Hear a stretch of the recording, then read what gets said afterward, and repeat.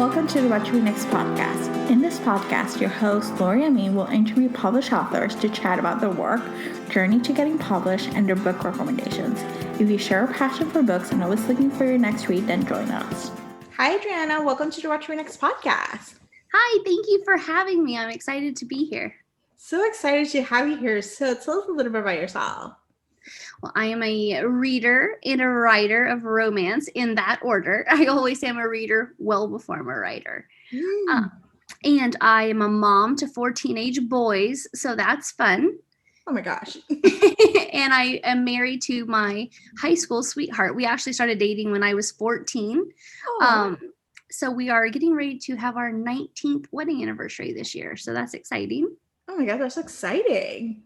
Yeah. That's amazing. How long have you been together? So, because I don't think you got married for 14. So we will be married. Well, we'll be married for 19 years, but I think this will be in May. I will have dated my husband for 26 years. Oh my gosh, that's crazy. It's a long time, I'm telling you. It is a long time. It's a whole generation. You know? It totally is. It totally is. But that's so amazing. I love this. And so talk to us about your romance journey. When did you start reading romance? And did you always want to write happily ever afters? I have always read romance. I've kind of, sort of ebbed and flowed through the romance genre in my, through my years of reading. I've loved books since I can pick up a book. My grandfather used to read me books when I was a toddler, but my grandfather, I didn't realize until just recently, he couldn't really read. And so he would sort of just tell me the story. So every childhood, nursery rhyme or story that I know is not the way that it goes. It was just sort of the way that he told it to me. But I started reading romance. I think my first romance was a Danielle Steele book, like in 6th or 7th grade. It was my grandmother's. And I've kind of went in and out of it my whole life. And I've always just really loved it. And I wanted to be a writer when I was like in 3rd grade. And then I wanted to be 86 other things. And so I sort of just kind of came back to it really with 50 Shades of Grey, along with the rest of the world.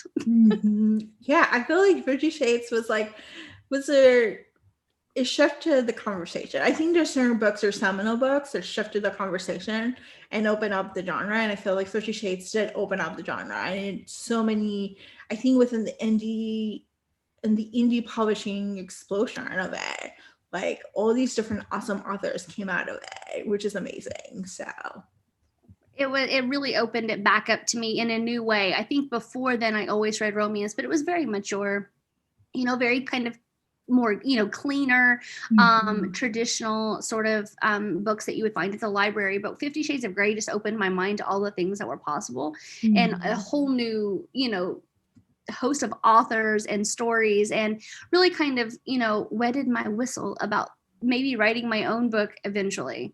But about the happily ever afters, I always want to write a happily ever after. It's really important to me in my writing to make people feel good and to give them a reason to smile. I feel like if you want to be angry or upset or depressed or sad, you can turn the TV on and you get it. And so I want to be a place where people can go and feel safe and feel like there's hope in the world and there's hope for them, and, just kind of get away from all of the noise that we hear all the time.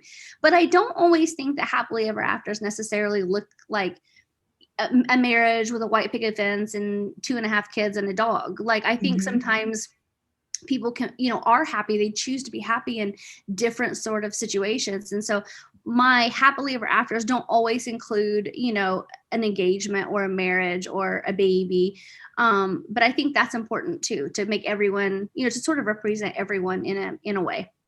I love this. Yeah, I love the fact that it doesn't have to be just a marriage and like the end result or the baby. Like, I love when romance ends with like, we got a dog together. You're like, oh, like, you're like, we got a plan together. Like, we did something, or we decided we're going to live together. We're not going to get married. Like there's nothing wrong with just having like unconventional happy ever afters. I think as long as you're happy at the end, it's just, that's what it's all about. For sure. And I think especially now, and I sort of wonder, if maybe this wasn't always the case, but we sort of accept it now more. But I don't even think that what we sort of as society would brand happily ever after, I wonder if that's not the abnormal. situation. Like more people are happy in other situations than, marriage, baby, all of those things, which is fine. I mean, I'm married and I have 4 kids and a couple dogs. And so that's my reality, but I'm well aware that that's not for possibly the majority of people. So I think that it's just important to me to show that you can be happy. And if people are struggling out there and they're not necessarily finding their soulmate for a long time, or they're afraid to jump into marriage, that's cool. You can be happy too. Yes, you can be happy too. And yeah, and I think it's just like, I love romance because it gives you a sense of like an ending. It's not the happily ever after at the end. It's the ending that you know that you're gonna be fine. Like you're gonna be okay. We're not gonna kill you. And that's what I love about romance. It's not about like they have to come together, to have babies and all this stuff. Like I'm not married. I'm probably a spinster, and I'm fine with it. Like I actually like my life the way it is. And so, but I like the fact that I get to see other people being happy, however they choose to be, as opposed to being like, well, this is what every book ends this way, or this is what society tells you need to do to be happy. Like there's opportunities for you to be happy in different ways of forms. Absolutely. That's one of the reasons why I love to read. You could just to feel the happiness and to be happy for other people. I always say I really like there's a huge part of me. I always say I'm a reader before I'm a writer. It's because I truly enjoy seeing reading somebody else's book and just being so passionate about it, where I want to tell everyone else to go read it. I'm literally forcing it on people, like, stop what you're doing and read this book.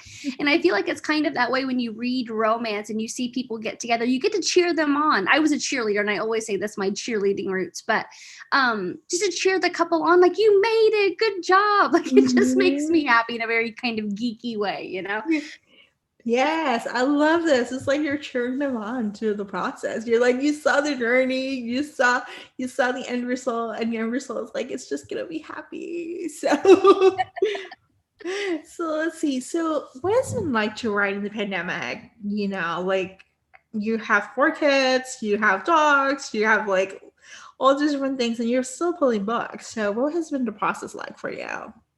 It really, this year has been really crazy. It's been crazy for all of us. I always feel like the pandemic started early for us.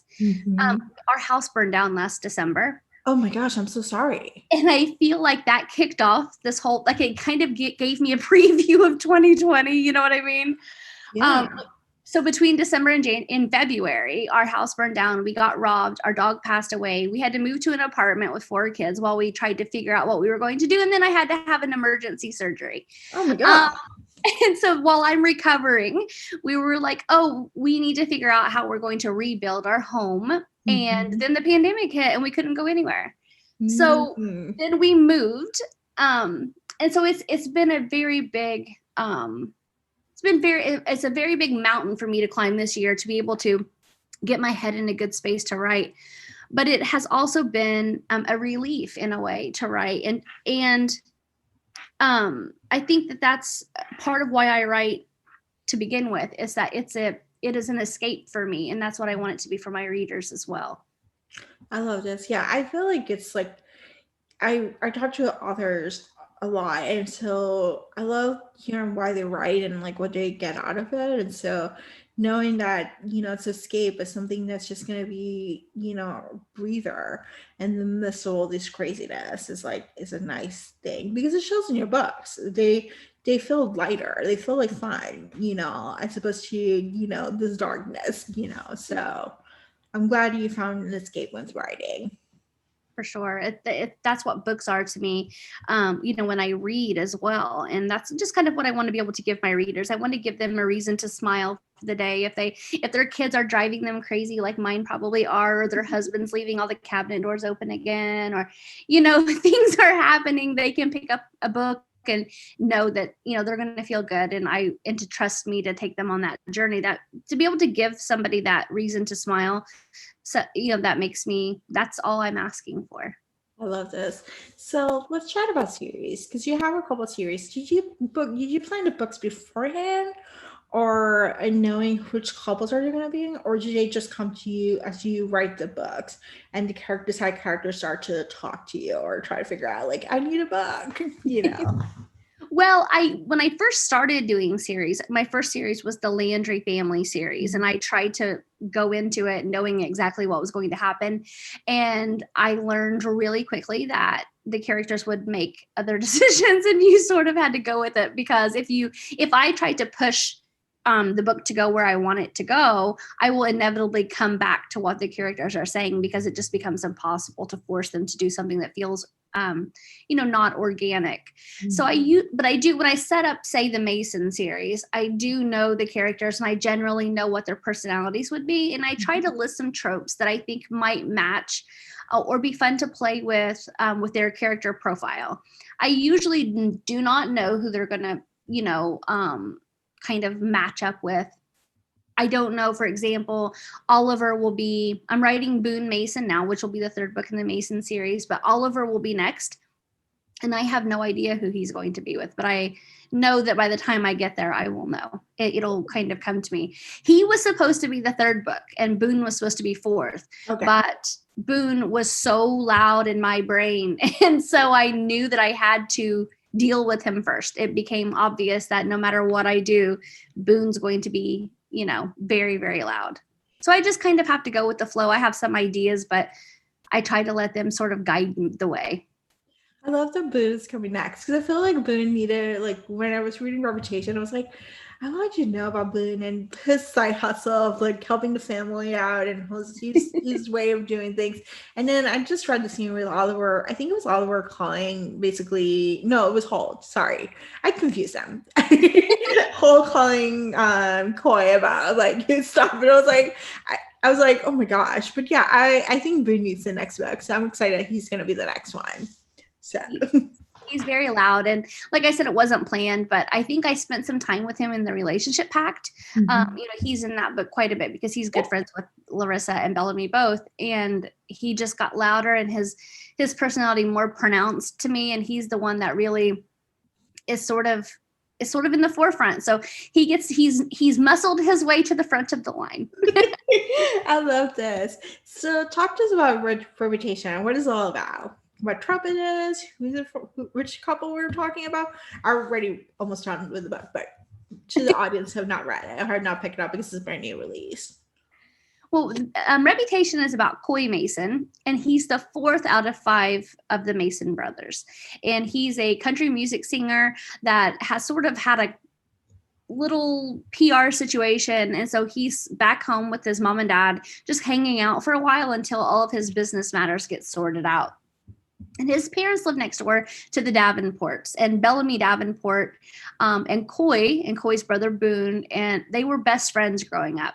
And Bellamy is staying in her dad's guest house because her father is sick. And so she sort of had to put her life on hold to take care of her father. And so she hates Coy with a passion. And Coy he's sort of so out of touch with his real life that he doesn't even know if she really does, or if she's just they have this snarkiness between the two of them. And he kind of thinks she's just playing at first. And so this story is sort of about finding balance between vulnerability and strength. Bellamy thinks she has to be really strong and completely rule out vulnerability in order to sort of survive in her world. Where Coy's kind of the other way, sort of been very vulnerable and kind of got himself into some situations by trusting too much. And he needs to learn how to sort of be stronger and to really take control of his own life, where Bellamy's over here struggling, managing everything. And so they both find out that the story kind of revolves around the idea of having to find the middle ground between the two, that you can't be so strong that you forget to be open, but you can't be so open that you don't direct, you don't create the life that you're meant to live. And so they sort of find that together and overcome some things that they've been through separately and together. I love this. Yeah, I have to say, this was just such a treat, because this story was teased in the Relationship Pact, which is the book that's not in the Masons family, but it's a different series. But it's a Mason family part of it. It just end. And so I was just like, I was eager to see why Bellamy hated Coy and like how did Coy actually manage Bellamy, you know, with her hatred. And so this book does dive into why and like the whole process of relationship journey. And so I'm rooting for them to have a happily ever after. They were really fun to write. And that story, like we were talking earlier about how much do I know kind of going in or when I'm setting up a series, this story was supposed to be a light rom-com. It was just supposed to be fun and funny and flirty. And I'm sort of writing and Bellamy, they're talking about Bellamy's dad being sick. And I literally sat back in my chair and I looked at the screen. I'm like, what are you talking about? Like, this is not a part of this story. If her dad is sick, I'm going to have to deal with that. And that's going to bring a whole nother angle into the story that I didn't anticipate. And it really became sort of a big part of the plot, her father's illness. And I didn't expect it. So, but it's fun. It's fun for me when the characters are so alive in your mind that you can trust them to sort of guide you along. It really makes writing certain books special when that happens, because it doesn't always happen for me. Interesting. So let's talk about Relationship Pact, which is a part of a trilogy with other two authors, which I thought that was really unique, which was really cool because you just got to discover new authors. But what was the process like as an author to make this series happen? It was amazing. Like it was so wonderful to be able to work with Megan Quinn and Elsa Madden Mills. They are both so talented and so brilliant. And I had such imposter syndrome working with them. They're just wonderful.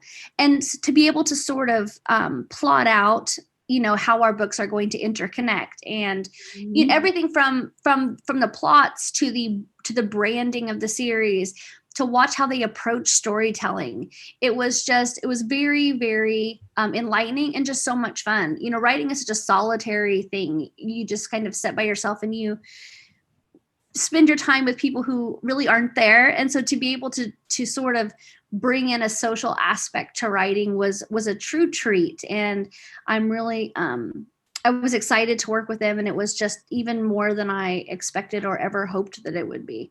I love this.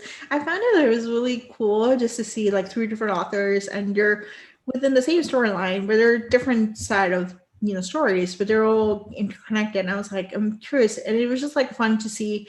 Like I discovered you because I read Elsa Madden Mills before, and I was like, oh, there's this other book, and I was like, let me see what it's all about. And it was Fake Relationship, which is like catnip for me. So I was like, let me just read that. And then I was like, oh my gosh, I got a backlist to go dive into it. So it is like, I think it's like such a smart idea, like just from a marketing perspective for new readers to discover you.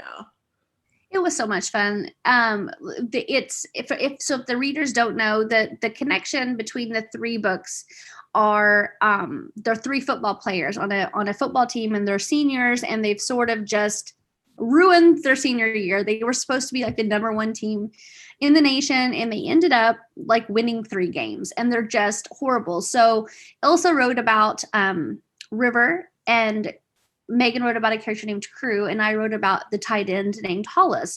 And these 3 guys are really best friends. They live together. They've played together for 4 years. They're really, really close, but they're all in bad headspaces because they've just bombed this season.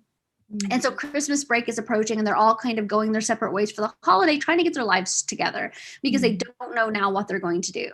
And so we sort of took that idea as a starting point and wrote their 3. At the end of the prologue, it says there are 3 stories to tell, and that's what we did, and it was a lot of fun. It was a lot of fun.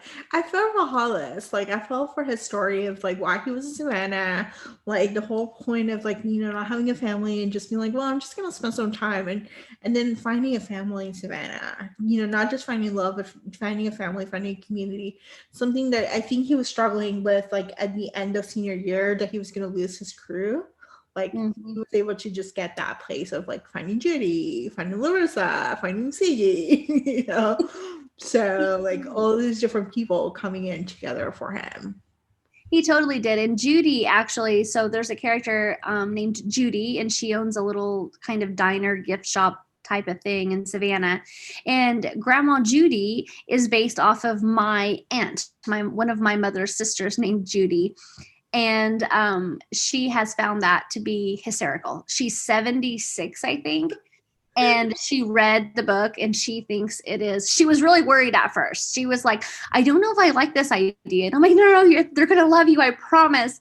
And so she read it and she now thinks she's like locally famous now. All of her friends are like, what's the book that Judy's in? So it's kind of adorable that these ladies are sitting around knitting, reading this, contemporary romance. It just kind of cracks me up. I love this. I love Grandma Judy. Like, she was like such a spitfire, and she was like, I'm not going to charge you. You're my grandson. Like, it was like this unconditional love, like right away.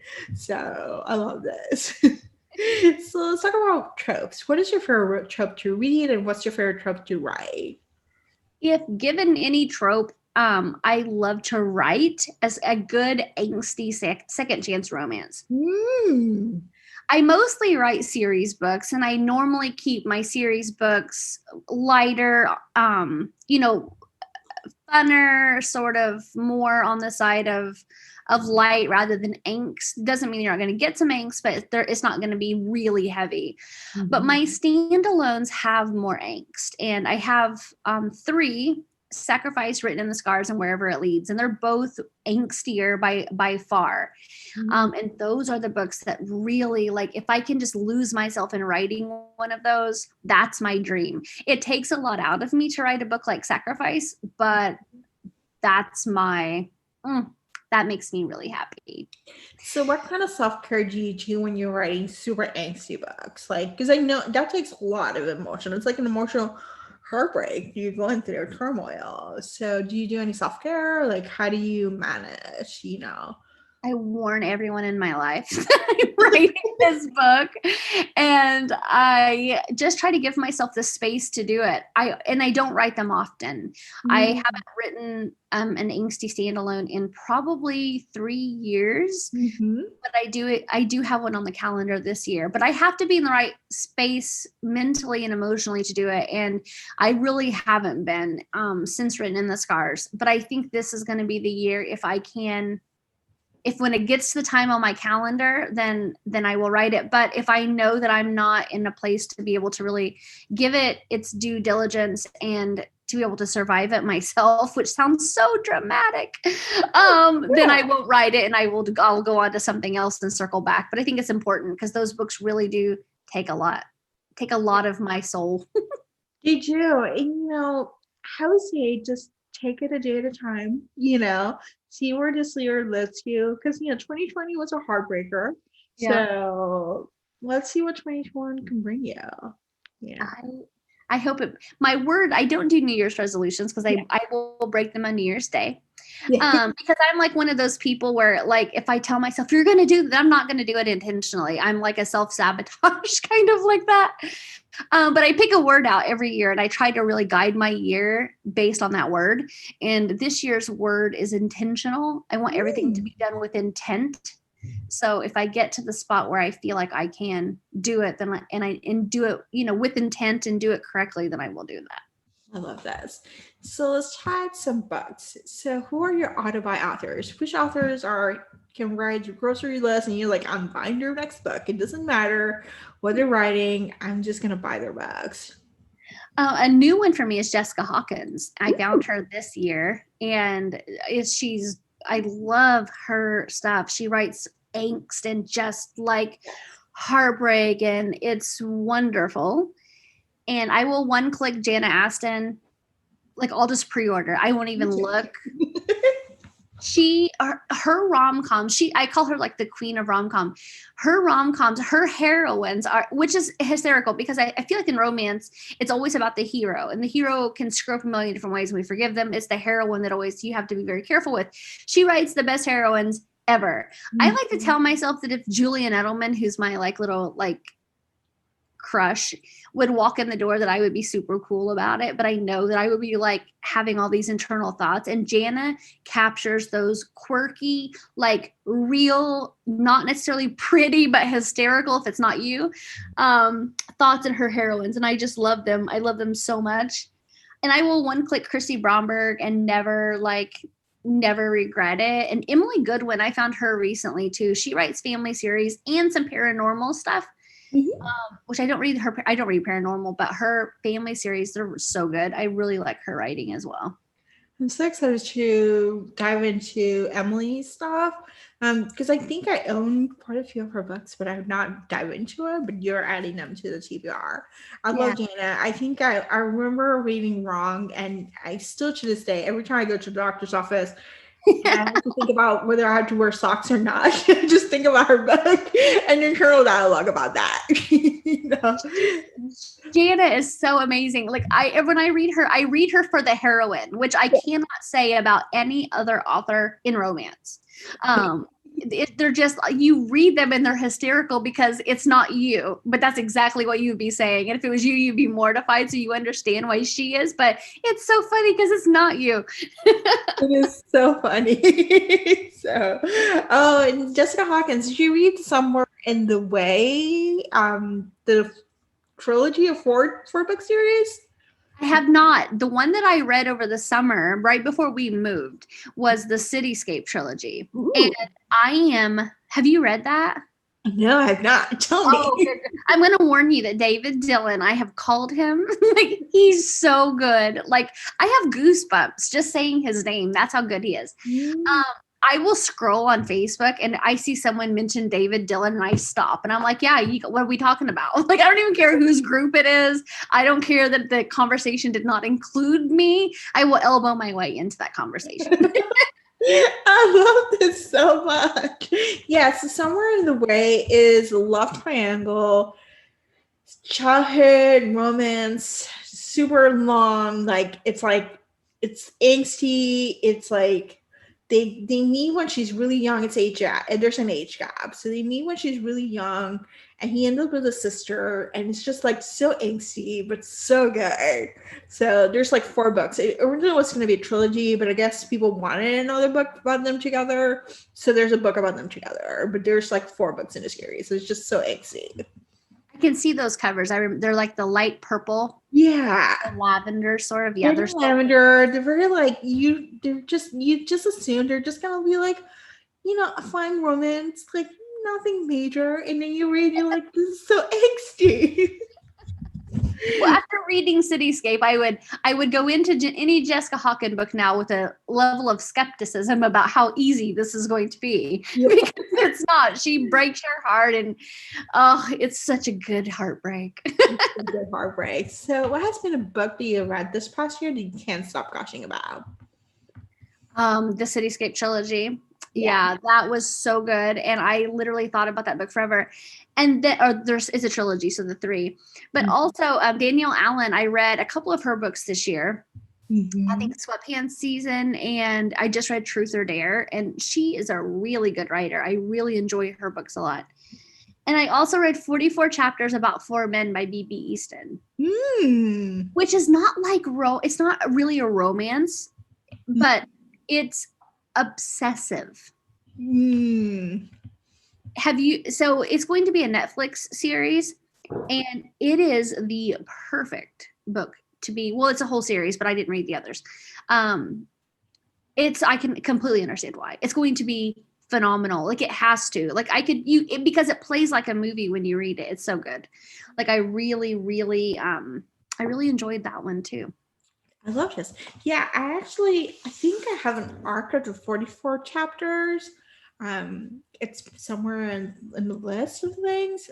Because it was like, I think I have an arc for it. So maybe I'll add it to the TBR before it comes to Netflix. So. Oh, you have to. Like, everyone should read it because it is so good. And it's so different. Like, I went into it not sure like what it was, because it's like an autobiography. And I'm like, I love B.B. Easton. Like, she's so wonderful and like lovely in real life. And I'm like, I don't know if I want to read this, because what if I think that she's like, what if it's not what I think it is, It's so good. It's hysterical. There's some romance in there. Her writing is just, it's so good. It's like watching Sex in the City or something. It's so good.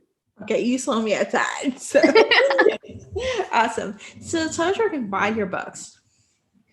All of my books are on Amazon and in Kindle Unlimited. So they're all there, but I have one of my novels is not in Kindle Unlimited, and you can buy it on I think iBooks and Barnes & Noble, but you can get it for free on my website. It's a full-length standalone, so there's no need to go buy it. It's called Lucky Number 11. Okay. It's a football romance. So if you want that one, you're like, it's not in KU, just go get it on my website. Thank you. And tell us where we can find you online. I'm everywhere. I'm on, I love Instagram. You get more of like my real life on Instagram. I'm on Facebook, Goodreads, Twitter, but I try to stay away from that because it's usually a dumpster fire. And I have a Facebook group, Books by Adriana Locke, and a Goodreads group on Locked Up, but that's wonky because they need to fix their groups over there. So if you are there, I'm probably there too, except for Tinder because I'm married. I understand. So thank you, Adriana, for being on the show. Well, thank you for bringing me on and talking to me today. I really had a good time and I appreciate it. If you enjoyed this podcast, feel free to share with friends, subscribe, rate, and review the show. This is the easiest way to support this podcast. Once you connect with fellow romance readers and make new friends, get weekly book recommendations, attend monthly meetups, then join our Patreon community. You can join at whattoreadnextblog.com/Patreon. Romance lovers, check out Queen Bee Reads Etsy shop for cute and comfortable bookish apparel. The shop also features social justice apparel and fun items from some of your favorite TV shows like The Schitt's Creek and The Office. Use code WhatToRead10 to save. Visit whattoreadnextblog.com/QueenBeeReads. What to Read Next podcast is part of the Frolic Podcast Network. Discover new podcasts to love on frolic.media/podcast. Thank you so much for listening and have a great day.